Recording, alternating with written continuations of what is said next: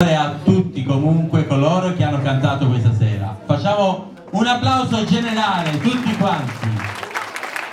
Bene, Marino, il tuo saluto, così poi ci rallegriamo con il gruppo Folco che ci farà la sigla finale e poi vi diamo appuntamento a domani, però ancora non è finita. Maurizio. Appoggiamo quattro barzellette così. Allora, un carabiniere parla per un carabiniere e ci fa scena. Oh Ciccio, ma mi sai dire che viene a dire qua in francese? Perché? No, così tanto per sapere.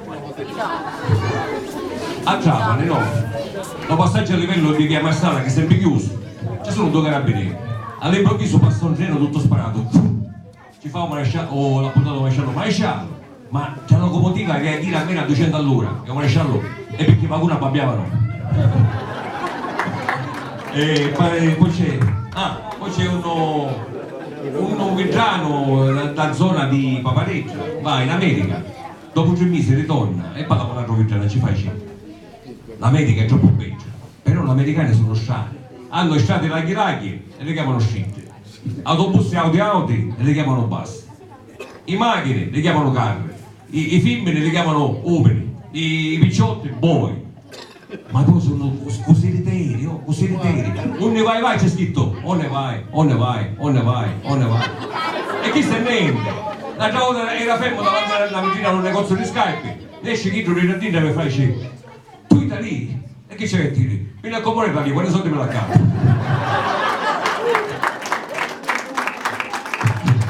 A proposito in America 2 cowboy sono inseguiti dagli indiani. Si rifugiano dietro una roccia, il combattimento si fa sempre più duro, uno dei due viene ferito. Ehi Jack, ti hanno ferito? Certo John, quei busi rossi mi hanno beccato. E dove ti hanno colpito, vecchio Jack? Qui dove indica la freccia. Allora poi c'è... le poste. Allora, un americano, un francese e un giapponese parlano dell'efficienza delle poste. Comincia l'americano e fa dice, noi in America grazie al nostro ministro Frank Bollo e il viceministro Kurt Busch le poste arrivano in un baleno. Ci fa il francese, usiamo le poste le migliori del mondo, noi non mettiamo neanche le Frank Bollo. E il giapponese, e niente che avessimo a dire, niente ci mettiamo né Frank Bollo e manca indirizzo. E il postino sapeva subito dove andava a portare, andiamo a fare la prova da lì, scrivo 2 righe a mesura, gli metto una busta, non ci metto né Frank Bollo e niente indirizzo. E un postino sapeva subito a quello la buttare, da lì, dacci la busta, dacci un postino, scusa, ma chi sta? A tosone, hai visto?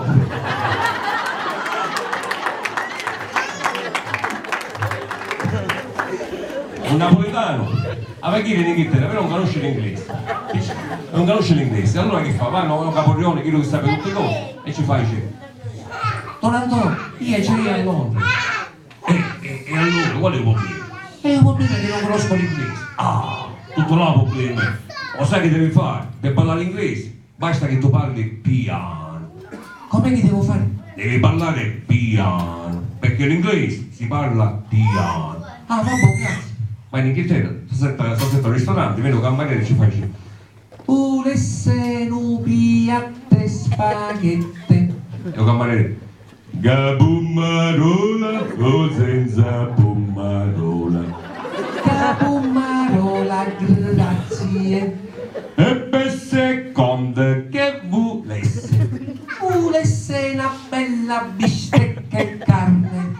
Cotto, poco cotta, grazie.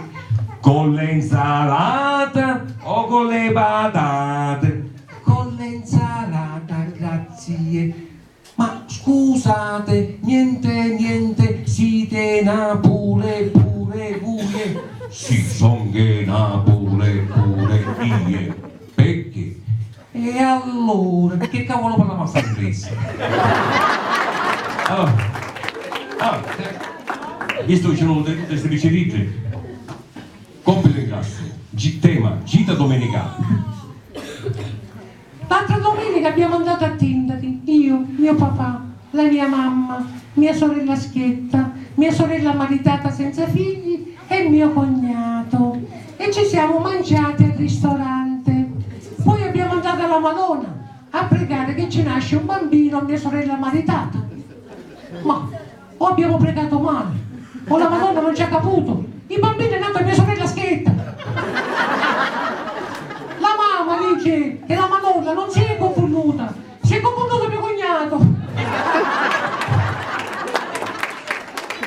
Sembra la stessa maestra, poi dà ai suoi alunni un compito in classe che consiste nello scrivere dei pensierini con l'avverbio probabilmente. Inizia Francesco. Quest'estate probabilmente papà mi porterà in vacanza in montagna. La maestra, bravo Francesco, che bel pensierino. E tu Andrea? Andrea, Domani probabilmente la mamma mi comprerà il regalo di compleanno. ma che bravo Andrea, sei molto bravo. E tu Pierino? Pierino? Ieri ho visto mio zio affacciato alla finestra, che aveva molta fretta, teneva sotto il braccio un giornale inglese che si chiama Times. E siccome mio zio non conosce l'inglese, allora ho capito che mio zio probabilmente andava a cagare. Ora, siccome tempo